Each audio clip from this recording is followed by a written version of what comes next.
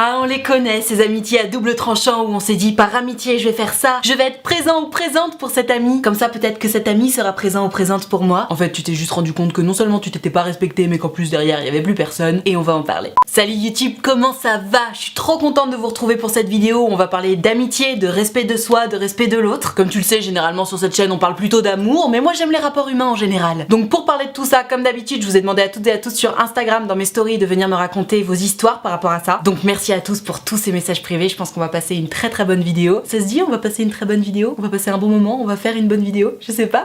Je vous ai demandé de venir me raconter ce que vous avez pu faire par amitié, ou vous vous êtes senti obligé, ou simplement des trucs que vous regrettez. Bref, on va voir tout ça, c'est parti. Il y a peu de choses qui peuvent ruiner une amitié, hein. J'ai tendance à penser qu'il y a soit la thune, soit le cul, enfin le love quoi, t'as compris, je te lis l'histoire de Gertrude. Hello Nad, ma meilleure amie et moi, on avait le même crush. Moi j'aimais mon crush depuis 1 an environ. On avait une relation particulière lui et moi, même unique. Et un jour, ma meilleure amie m'a dit qu'elle l'aimait elle aussi depuis 1 mois environ. Oh, putain, et en plus ça arrive tellement souvent ce genre d'histoire. Je précise quand même que ma copine Germaine savait très bien que j'avais des sentiments pour Alphonse. Bref, lui m'aimait aussi et j'étais si heureuse, mais tu l'auras compris, j'ai refusé cette relation pour ma meilleure amie. Je regrette encore aujourd'hui, voilà bisous, tu as changé ma vie. PS, je t'envoie ce message en cours d'un plastique. Hashtag fais pas ça. Ma Gertrude, merci pour cette histoire parce que c'est une histoire tellement commune en fait, malheureusement. No offense, hein, ça n'a pas du tout le but de te vexer, au contraire. Il y a énormément d'histoires comme ça où on va avoir une Gertrude qui est à fond sur un Alphonse et puis la meilleure amie de Gertrude, qui s'appelle Germaine, elle entend tellement souvent parler d'Alphonse qu'elle commence à se dire putain j'avoue Alphonse il est pas mal. Et malheureusement pour les deux amis, c'est quelque chose qui se contrôle pas et Germaine aussi elle commence à tomber amoureuse de lui. Ça c'est un vrai problème parce que les sentiments ça se contrôle pas. Que tu sois à fond sur lui depuis 1 an ou depuis 1 mois, il y a pas de légitimité qui prime. Elle est tombée amoureuse de lui, elle est tombée amoureuse de lui, point. Maintenant, ce que je trouve ultra dommage, c'est que tu te sois privé de cette relation. Parce que, soyons très clairs, hein, que ce soit toi qui aies eu une relation particulière avec Alphonse, ou alors, si ça avait été elle qui avait raflé la mise et que Alphonse l'avait choisi elle, dans tous les cas, je pense que quand on a une belle histoire d'amour à vivre, il faut pas s'en priver. Et même si, sur le moment, ça peut faire un peu mal à nos amis et même nos meilleurs amis de se rendre compte que, putain, t'es sérieuse, je suis à fond sur cette personne depuis X temps, et toi, tu passes, tu rafles la mise. Mais qui que ce soit qui rafle la mise, en fait, que ce soit celui ou celle qui est à fond depuis 1 an, ou celui ou celle qui est à fond depuis 1 mois, si Alphonse y choisit l'une plutôt que l'autre, ça veut dire que c'était l'une qui lui plaisait le plus. Et à partir de là, pourquoi s'empêcher de vivre quelque chose? Ça veut dire au final que donc tu t'es sacrifié pour ton ami, qui en plus pour le coup s'est rajouté à la partie bien plus tard, donc bon, tu t'es empêché de vivre quelque chose que t'avais envie de vivre pour elle. Et elle, au lieu de jouer son rôle d'amie en te disant bah écoute oui ok j'ai des sentiments pour ce mec mais enfin t'empêches pas de vivre non plus, t'empêches pas de vivre pour moi, déjà t'étais à fond sur lui avant moi, bon on s'en fout mais quand même, et puis surtout il t'a choisi toi donc allez-y en fait. Cette nana là, au lieu de faire primer ton bonheur, elle a fait primer son égoïsme en se disant bon bah puisque je peux pas l'avoir, toi non plus tu l'auras pas. Donc si tu veux, ok c'est vrai dans ce genre de situation là t'as le beau rôle, oh là là c'est trop mignon, tu t'es sacrifié pour ta meilleure amie gna gna gna, mais attention à pas devenir trop bonne trop conne ma Gertrude. Tu vois tu me dis que tu regrettes encore aujourd'hui, je comprends que tu regrettes, bon après il y a un moment, on va pas non plus se flageller toute sa vie tu vois, bon bah t'as fait ce choix là, tu le regrettes, t'as pris une leçon, tant mieux pour toi, on ne perd jamais, soit on gagne soit on apprend n'est-ce pas? Toujours est-il que toi qui regardes cette vidéo, si d'aventure tu te retrouves un jour dans cette situation, ou si tu es dans cette situation actuellement, si jamais tu te retrouves dans un triangle amoureux comme ça, que ton crush t'ait choisi toi ou le meilleur copain ou la meilleure copine, dans tous les cas il faut respecter le fait que si le crush a choisi l'un ou l'autre ou l'une ou l'autre, bah il changera pas forcément d'avis, c'est comme ça, c'est le destin, on peut pas plaire à tout le monde, et puis surtout si tu veux le bien de ton meilleur ami ou de ta meilleure amie, bah laisse-le ou laisse-la sortir avec la personne qui lui plaît en fait, parce qu'il y a que ton bonheur qui compte. Et encore une fois, quelqu'un qui ne veut pas ton bonheur, c'est pas ton ami. On enchaîne avec Gertrude qui est tombée de haut par rapport à son amie qu'elle pensait fidèle. Ça va exactement avec ce dont je parlais dans l'intro de cette vidéo, je te lis l'histoire. Hello Nad, j'espère que tout va bien pour toi. Ça va très bien, merci. Mais si tu suis mes stories Instagram, tu sais que je suis entourée de punaises et que je déteste ça. Oh! Ce coup-ci, je viens te raconter mon histoire d'amitié et les leçons que j'ai pu en tirer. J'ai été très longtemps amie, voire meilleure amie d'ailleurs avec une fille qu'on peut qualifier de populaire. Elle est très jolie, aimée par tous les garçons, etc. Bref, la fille typique Instagram. Et je savais même pas que cette expression existait, mais je vois parfaitement ce que tu veux dire. Je suis donc toujours restée dans son ombre à ne pas la contrarier. Elle n'aimait pas le fait que je sois en couple, que je sois pas disponible quand elle le voulait. Ouais, bref, t'étais son toutou quoi. Et je l'ai toujours défendue devant n'importe qui jusqu'au jour où la situation s'était inversée. Ce jour-là, j'avais besoin d'elle et d'être défendue, mais au contraire, elle m'a enfoncée. À la bitch. Pas la peine d'entrer dans les détails, mais depuis ce jour, j'ai eu un déclic et j'ai continué d'évoluer de mon côté sans elle. Bravo, bravo parce que c'est pas facile, mais t'as tellement raison. On a quand même fini par se retrouver quelques temps après, mais bon, on s'est encore reclashé par la suite. Tout ça pour dire que peu importe avec qui vous êtes, faites-vous confiance, n'essayez pas de correspondre à quelqu'un. Ne vous sentez pas inférieur, moins belle ou moins beau. Souvenez-vous que tout ça n'est que subjectif. Ne pensez pas qu'en étant avec un tel, on va être plus apprécié, c'est d'ailleurs souvent le contraire. On a tendance à être simplement vu comme celle celle qui suit madame. Enfin bref, pour finir, je pense qu'il est important de toujours rester sur ses gardes. Alors pour le coup, je suis pas forcément d'accord, on va y revenir. Aussi bien en amitié qu'en amour. Merci pour tous les conseils que tu nous donnes, Nat, tes vidéos sont vraiment géniales, hashtag fais pas ça. Alors ma Gertrude, sur tout le début de ton message, je suis complètement d'accord avec toi. Je pars du principe que pour le coup, que ce soit en amour ou en amitié ou avec n'importe qui ou avec n'importe quelle personne que tu aimes d'ailleurs, la fidélité, la loyauté, c'est hyper important. Défendre les gens qu'on aime, même si on n'est pas forcément d'accord avec eux, mais toujours essayer de montrer une certaine unité, c'est-à-dire que c'est ta meilleure amie, peut-être qu'elle a fait une erreur, mais dans tous les cas, t'es dans son camp, t'es de son côté, et jamais de la vie tu l'enfonces en fait, parce que c'est ta meilleure amie. Et ce genre de comportement, ça fonctionne évidemment si ça va dans les deux sens. Parce que si toi t'es là, t'es ultra loyal, t'es ultra fidèle, tu défends ton ami contre vents et marées, et le jour où c'est toi qui as besoin d'aide, y a plus personne, mon dieu, mais quel enfer, quelle horreur, quelle trahison en fait. Et c'est exactement la même chose d'ailleurs quand tu vas écouter l'autre. Tu sais, il y a des gens qui ont particulièrement besoin de raconter leurs histoires, etc. Et pas de problème. En tant qu'ami, t'es là, t'écoutes, tu t'intéresses, tu donnes des conseils, tu t'investis dans l'histoire de l'autre, tu vois. Et normal, c'est ton ami. Mais pareil, ce genre de lien, ça va très bien si ça fonctionne dans les deux sens. C'est-à-dire que, ok, t'as tendance à avoir besoin de beaucoup plus te confier que moi, pas de problème. En revanche, j'ose espérer que le jour où moi j'aurai besoin de me confier, tu seras là et tu m'écouteras. Même si on n'est pas forcément à 50-50 dans tout, il doit y avoir un équilibre. Et dans tous les rapports humains en général d'ailleurs, hein. Chacun doit y trouver son compte. Et toi, Gertrude, dans l'histoire que tu racontes, t'as toujours été ultra loyale, ultra fidèle à ton amie. En plus, elle te foutait la pression sur le fait que tu sois pas assez disponible parce qu'il y a des moments où t'étais en couple ou je sais pas quoi. Bref, déjà la copine,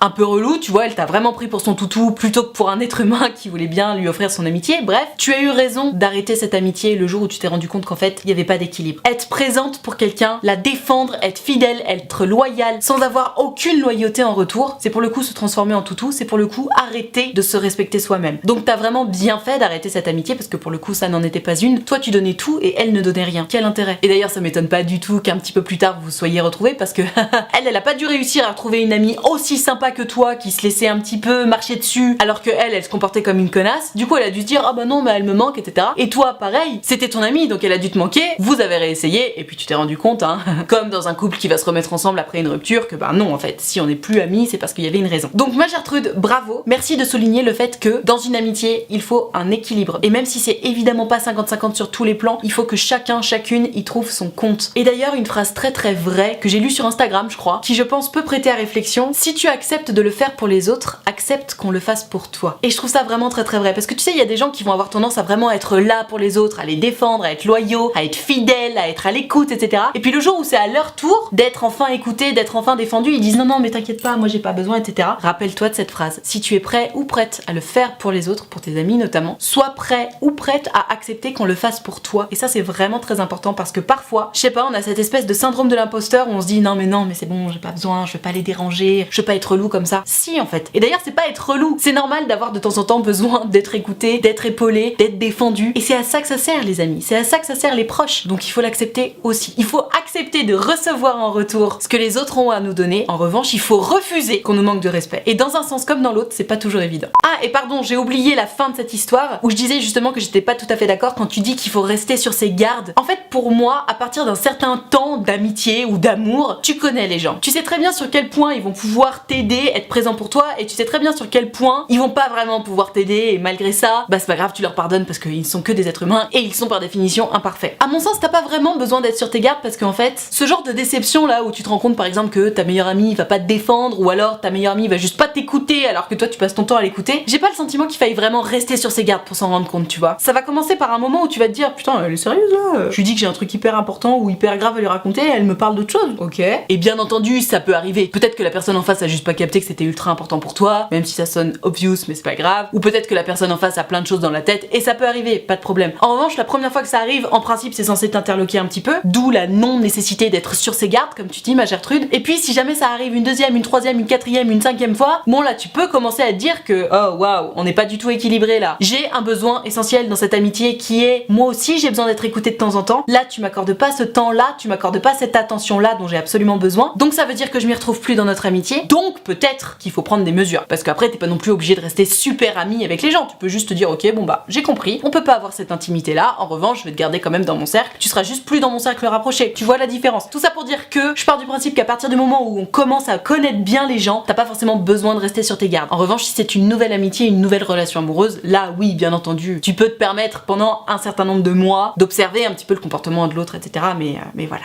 Ah bah tiens, cette histoire elle est ultra parallèle à la première histoire de cette vidéo et ça apporte un point de vue hyper intéressant l'instant je te la lis. Hello Nat, j'espère que tu vas bien. Ça va très bien, merci. Mon histoire n'est pas quelque chose que je me suis empêchée de faire, justement, c'est l'inverse. Ma meilleure amie m'a invitée à une soirée avec tous ses potes que je connaissais déjà plus ou moins, et là j'ai eu un énorme coup de cœur sur son meilleur ami à elle. Sauf que le lendemain, quand je lui ai raconté ça a été la catastrophe, elle a complètement pété un câble. Et à ton avis, si elle pète un câble, pourquoi? Parce qu'elle était à fond sur le meilleur ami aussi, je pense. Elle m'a très simplement posé un ultimatum, c'est soit lui, soit moi. Sympa la copine, putain j'ai pas le droit de draguer un mec quoi. Contre toute attente, j'ai choisi lui, parce que c'était profond. Et t'as tellement bien fait, merci. Je ne regrette pas du tout, et d'ailleurs elle a compris avec le temps, et ça va beaucoup mieux entre nous. Eh ben trop bien, bravo, tu vois, c'est la preuve qu'en plus t'as bien fait de te choisir toi. En conclusion, faites ce que vous voulez, et si ce sont des vrais amis, ils comprendront avec le temps, et ils passeront au-dessus. Bisous, passe une bonne journée, hashtag fais pas ça. Effectivement ma Gertrude, je suis ultra d'accord, parce que tu vois là, ta meilleure amie à ce moment-là, qu'est-ce que c'est dit? Comment? T'es à fond sur mon meilleur ami, donc ça veut dire que si jamais vous sortez ensemble, tu vas devenir plus importante aux yeux de mon meilleur ami que moi, et ça je refuse complètement. Donc elle t'a mis l'ultimatum de c'est soit lui soit moi. Et t'as tellement bien fait ma Gertrude. Autant dans des situations importantes / graves, un ultimatum, oui ça peut être utile. Par exemple, ton mec il arrête pas de te tromper, tu lui dis bon écoute, il y a un moment, soit t'arrêtes, soit je me casse, tu vois, c'est normal. En revanche, dans ce genre de situation qui est absolument pas grave, c'est-à-dire je t'explique que j'ai eu un énorme crush sur ton meilleur ami, tout le monde va bien, tout le monde s'entend bien, tu n'as absolument rien à perdre puisque tu vas rester ami avec ton meilleur ami, et là tu me mets un ultimatum genre c'est soit lui soit moi, et évidemment que je vais pas te choisir toi, parce que en me posant cet ultimatum là, tu m'obliges à me mettre sous ton joug, sous ta direction. Ça veut dire que c'est toi qui dois décider pour moi de ce que je vais faire, et vraiment accepter ce genre d'ultimatum là en disant ah bon bah d'accord, bah toi t'es plus importante que moi, à la personne qui veut te contrôler et qui t'impose cet ultimatum, c'est laisser cette personne là te contrôler, c'est la laisser t'humilier au passage hein, et c'est accepter le fait que bon bah d'accord, pas de problème, tu choisis pour moi. Et vraiment ma Gertrude, t'as trop bien fait dans cette histoire de choisir lui, déjà parce que ta meilleure amie elle s'est rendue compte que clairement elle avait pas le droit de te contrôler, c'était pas sa place en fait de te mettre un ultimatum là-dessus, et puis surtout ça lui a permis de comprendre qu'en fait si elle jouait à la conne, toi tu te casses, tout simplement parce que tu te respectes plus que ça, donc vraiment bravo. Et c'est là que je me dis c'est bien, elle a dû faire un peu son mea culpa la meilleure copine, parce que elle s'est rendue compte de son erreur et maintenant ça va mieux entre vous. Malgré tout je suis assez convaincue que ça a dû casser quelque chose entre vous, parce que ce genre d'action, tu vois, pour le coup la Gertrude précédente elle disait oui méfiez-vous, restez sur vos gardes, reste sur tes gardes, parce que ça c'est ce qu'on appelle un panneau de signalisation par exemple. Donc bravo ma Gertrude, bravo d'avoir choisi ton cœur, bravo de t'être fait passer avant, bravo de ne pas avoir laissé ta meilleure amie décider pour toi parce que ce n'est évidemment pas son rôle. Donc bravo pour ton courage, t'as bien fait, et on passe à l'histoire suivante. On enchaîne avec une Gertrude de caractère, et ça lui a cassé les ovaires que sa copine ramène toujours son mec quand elle se voyait que toutes les deux. Alors c'est un sujet à prendre avec des pincettes, mais quelque part je peux comprendre, je te lis l'histoire. Hello Nat, c'est Gertrude. Yo Gertrude. Petit témoignage sur une amitié de lycée. Pendant des années, j'ai accepté que l'une de mes plus proches amies ne cesse de ramener son mec pendant nos moments à nous entre femmes. Du style shopping, aller boire un café, des petites soirées entre meufs. En gros, on prévoyait de se voir, et puis une heure ou deux après, elle me demandait si ça ne me dérangeait pas que son mec nous rejoigne. Et bien évidemment si, ça me dérangeait, mais je me voyais pas dire non. Au bout d'un moment, elle ne me demandait même plus, elle se contentait juste de m'annoncer que Alphonse nous rejoignait à telle heure, et puis j'en ai eu marre de faire la chandelle. Après un gros clash parce qu'elle me trouvait ultra égoïste à ce propos, j'ai cessé de lui parler. Oui, parce qu'entre temps, j'ai décidé de développer un petit peu d'amour propre, et tant pis si elle ne m'a pas compris ce jour-là, hashtag fais pas ça. Alors ma Gertrude, je te trouve très virulente dans ton histoire, et en même temps je peux comprendre, il y a un moment, bon, t'es amie avec elle, pas avec son mec. Évidemment, de temps en temps elle peut ramener son mec, évidemment, d'ailleurs c'est important de bien s'entendre avec le mec de sa meilleure amie, de développer des liens, etc., d'être capable d'être tous ensemble, sauf que, encore une fois, elle c'est ta meilleure amie. L'intimité que tu as avec elle, fatalement, tu l'as pas avec son mec. Et donc je peux tout à fait comprendre qu'au bout d'un moment ça t'a un peu gonflé, qu'il fallait toujours qu'il vous rejoigne. Parce que, admettons, vous faites votre petit shopping pendant 2 heures et après vous allez vous poser, boire un café et enfin vous raconter vos histoires, bah si le mec il arrive pile au moment où vous commencez à vous raconter vos histoires, effectivement tu vas pas lui raconter les choses intimes, tu vas pas forcément t'ouvrir comme si lui n'était pas là, parce que t'as juste pas envie d'avoir cette intimité là avec lui, parce que c'est le mec de ta meilleure amie et que t'es intime avec ta meilleure amie, pas avec son mec. Là où je te trouve peut-être un tout petit peu virulente, c'est peut-être la façon dont tu le lui as dit, et en même temps je peux comprendre. Si t'as encaissé,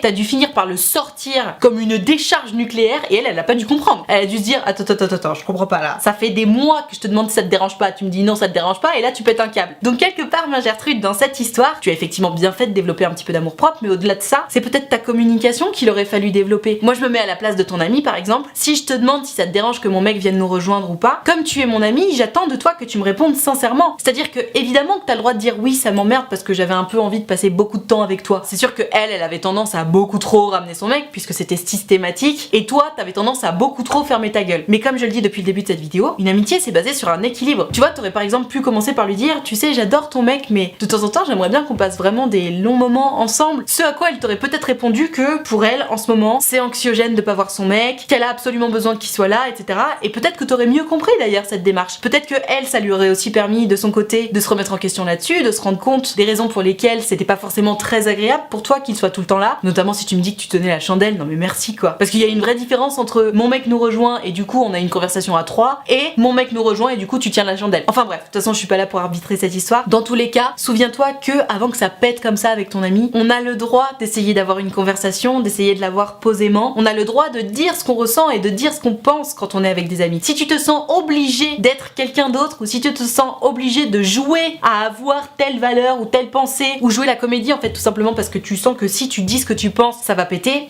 c'est qu'il y a un problème. Et que ce soit en amitié ou en amour pour le coup, tu as le droit d'être qui tu es, tu as le droit de dire ce que tu penses et ce que tu ressens. Si tu sens que en faisant ça il va y avoir un problème, c'est que t'es pas en face de la bonne personne et pour le coup c'est ce qu'on appelle un panneau de signalisation à ne pas manquer. À réfléchir et pour les prochaines histoires j'espère que tu rentreras dans la communication un petit peu plus tôt et peut-être que ça fera des moins gros clashs in fine. Aïe aïe aïe, encore un exemple de trop bonne, trop conne et cette fois-ci ça va vraiment loin dans cette histoire, je te la lis. Hello Nad, je ne sais pas si tu verras mon message mais en tout cas j'aime beaucoup ce que tu fais. Merci. Par amitié je me suis sentie obligée d'accepter le copain de ma colocataire qui était aussi une amie proche avant tout. La colocataire hein, est une amie proche, pas son copain. Donc j'ai accepté qu'il vienne squatter pendant un mois à la coloc. Son copain ne fait pas grand chose de sa vie à part geeker H24, surtout la nuit, et ils m'ont fait vivre l'enfer. J'étais réveillée régulièrement vers 3h du matin parce que leurs chats se bagarraient entre eux. Putain, sérieux. Son copain bouffait toute la connexion internet pour ses jeux vidéo et du coup j'avais même plus assez de connexion pour suivre mes cours en visio. Résultat, j'ai commencé à décrocher et quand je leur ai demandé s'ils pouvaient libérer un peu le réseau histoire que je puisse quand même suivre mes cours, ils m'ont répondu t'as qu'à te mettre en 4G. Ah bah oui c'est vrai, excusez-moi, pardon, je vais rentrer chez moi. Ah mais non c'est vrai, c'est chez moi bande de nazes. Et du coup je me suis rendu compte que cette fille que je considérais comme mon amie c'était en fait quelqu'un d'un peu toxique pour moi. Elle profitait de ma naïveté, elle me jalousait même. J'ai appris qu'elle avait envoyé des messages ambigus à mon copain et ça a été le déclic pour moi. Aujourd'hui j'ai pris mes distances avec elle mais elle continue d'essayer de me nuire. Hashtag fais pas ça. Waouh, tu parles d'une amie, mon dieu. De plus en plus je repense à cette Gertrude de tout à l'heure qui a dit ouais restez sur vos gardes et tout et je commence à me dire ah peut-être qu'effectivement en fonction de ta personnalité, si t'as tendance à être naïve ou trop gentille ou quoi que ce soit, effectivement peut-être qu'il faut un peu rester sur ses gardes. Mais là ma Gertrude clairement effectivement tu t'es retrouvée dans une situation où t'as été littéralement piégée. C'est-à-dire que t'es en coloc donc t'es quand même chez toi à 50% comme ta coloc et qu'elle ramène son mec ou pas, bah, en soi pas de problème, mais vous êtes coloc et par définition vous partagez tout. Et aussi la connexion internet dont tu as besoin pour suivre tes cours quand même. Et entre l'idée de suivre tes cours et l'idée que son mec puisse jouer tranquillement à ses putains de jeux vidéo, y a juste pas photo. Enfin évidemment que tes cours c'est plus important. Et cette réponse tellement nonchalante de bah ça va t'as qu'à te mettre en 4G mais et lui il peut pas se mettre en 4G pour ses jeux à la con. Ah oui non vraiment je suis choquée. Et tu vois c'est là que ça me tue pour toi, c'est que tu m'expliques qu'au final ce qui t'a mis le déclic dans cette histoire c'est même pas cette réponse là, c'est même pas cet égoïsme parallèle au fait que tu pouvais pas dormir à cause de leur chat et qu'ils bouffaient toute la connexion internet et que du coup t'as décroché de tes cours. Non, ce qui t'a mis le déclic c'est qu'elle soit allée draguer ton mec, enfin qu'elle lui a envoyé des messages ambigus, ce qui est plus ou moins la même chose. Donc c'est quand même la preuve que tes limites sont très très loin ma Gertrude. Et je pense que tu peux te permettre de les mettre un peu plus proches, c'est-à-dire que dès qu'il y a quelque chose qui t'emmerde, dès qu'il y a quelque chose qui va pas, il faut que tu te sentes légitime à le dire. Par exemple cette histoire de connexion internet, évidemment que t'aurais pu péter un câble tu vois. Ah bah ça y est, le soleil arrive, super, oui nous sommes surexposés. Donc ouais là-dedans tu vois ma Gertrude, la bonne leçon à retenir c'est que s'il y a quelque chose qui ne te plaît pas, tu peux le dire, tu as le droit de le dire. Et d'ailleurs c'est ce que t'as fait pour la connexion, t'as dit à son copain bon gros t'es gentil mais est-ce que je peux travailler mes cours, et ils t'ont répondu en cœur t'as qu'à utiliser la 4G, ce à quoi tu avais le droit de répondre allô je suis chez moi, je vous emmerde, tes jeux vidéo c'est stop, j'ai besoin de travailler. Tu ne l'as sans doute pas dit parce que tu as senti que ça aurait pu causer une 3e guerre mondiale, n'est-ce pas? Mais ça pour le coup c'est un panneau de signalisation très important. C'est ce que je disais dans l'histoire juste avant. Si tu sens que le fait de t'exprimer sur tes besoins essentiels, on va rajouter de la lumière, ça a vocation à créer une guerre mondiale, c'est que t'es pas entouré de gens qui t'aiment. Et c'est que t'es juste pas entouré de gens qui veulent ton bien. Parce que suivre tes cours, les jeux vidéo de son mec quoi. Juste la base de la base de la base. D'autant plus que t'es chez toi. C'est pas comme si t'allais squatter chez eux, tu vois, t'étais chez toi. Toi qui regardes cette vidéo, retiens bien. Allez, le soleil nous ennuie encore. Tu as le droit de dire ce dont tu as besoin, tu as le droit de dire ce que tu ressens, tu as le droit d'être toi-même. Et si c'est sujet à problème, c'est que tu n'es pas entouré des bonnes personnes, auquel cas il faut prendre des mesures strictes. Parce que ton entourage, ça finit aussi par définir qui tu es. Si tu es entouré de connards, soit tu deviendras une connasse toi aussi, soit tu vas te faire piétiner la gueule. Dans tous les cas, c'est pas glorieux. Donc ça gerte. Voilà, je vais m'arrêter là pour cette vidéo sur ce qu'il ne faut surtout pas faire en amitié. J'espère que ça t'a plu, j'espère que ça t'a intéressé. Peut-être même que ça t'a donné un peu des forces pour taper du poing sur la table. Si tu penses que ça peut aider quelqu'un que tu connais, n'hésite pas à lui envoyer cette vidéo. En tout cas, si t'as kiffé, n'hésite pas à me mettre un pouce bleu, c'est important pour moi. Ça me permet de savoir que t'as aimé ma vidéo et puis ça récompense mon travail, l'air de rien. Donc n'hésite pas. Et mon corsage tombe, tout va bien. Tu peux aussi t'abonner à cette chaîne YouTube si tu veux pouvoir voir toutes mes prochaines vidéos. De toute façon, c'est très simple à retenir, mais si jamais je sors une vidéo tous les lundis, mercredis et vendredis à 18h. Pour pouvoir participer participer aux prochaines vidéos, du coup tu l'auras compris, c'est sur Instagram que ça se passe, donc tu n'as qu'à venir me suivre et surtout il faut que tu regardes mes stories parce que c'est dans mes stories que je précise à quel moment je suis en train de préparer la vidéo. Je précise aussi le sujet de la vidéo et c'est à ce moment-là qu'il faut m'envoyer ton histoire ou tes questions par message privé. Donc je t'attends dès à présent sur Instagram. Et alors si t'es pas très branché Instagram ou alors que t'as juste envie de discuter avec moi en direct sans que ça passe en vidéo et que ça reste privé, figure-toi que c'est possible. J'ai créé un site internet qui s'appelle utilefutile.fr, le lien est dans la barre de description. Et sur ce site tu peux prendre rendez-vous avec moi. Tu peux choisir de prendre un rendez-vous de 20 minutes ou de 45 minutes selon si ton histoire est longue ou pas, selon si t'as beaucoup de choses à raconter ou pas, etc. Et tu peux choisir de me raconter tout ça soit à l'écrit, soit au téléphone, soit en visio, selon ce qui te met le plus à l'aise parce que c'est quand même vraiment important de se sentir à l'aise quand on parle de soi. Dans tous les cas, si t'as envie de prendre rendez-vous mais que t'oses pas, que t'as peur ou quoi que ce soit, surtout tu n'hésites pas. Tu ne me déranges pas, déjà, c'est très important et surtout c'est toujours un plaisir pour moi de vous avoir en rendez-vous. Donc utilefutile.fr, le lien est dans la barre de description et je te dis à très vite. Je te rappelle également que l'option de souscription payante à ma chaîne YouTube est activée, ce sont les abonnés de Diamant, ils sont là pour me soutenir, c'est la raison pour laquelle il y a une cotisation de 5 € par mois, ou plus d'ailleurs si tu veux et que tu peux, n'hésite pas. Et moi pour les remercier de tout ce soutien, je leur ai créé un groupe Facebook dans lequel on discute tous ensemble, je leur fais régulièrement des lives Facebook exclusifs rien que pour eux, et tu l'auras compris, tout le monde est très gentil, très accueillant, très bienveillant, donc pareil, si t'as envie de venir les rejoindre mais que t'oses pas, que t'as peur ou quoi que ce soit, n'hésite pas, tu seras forcément bien accueilli puisque c'est la règle d'or des abonnés de Diamant. Tout ceci étant dit, merci infiniment d'avoir suivi cette vidéo en entier, et moi en attendant la prochaine vidéo, je te fais des très gros bisous. Ciao.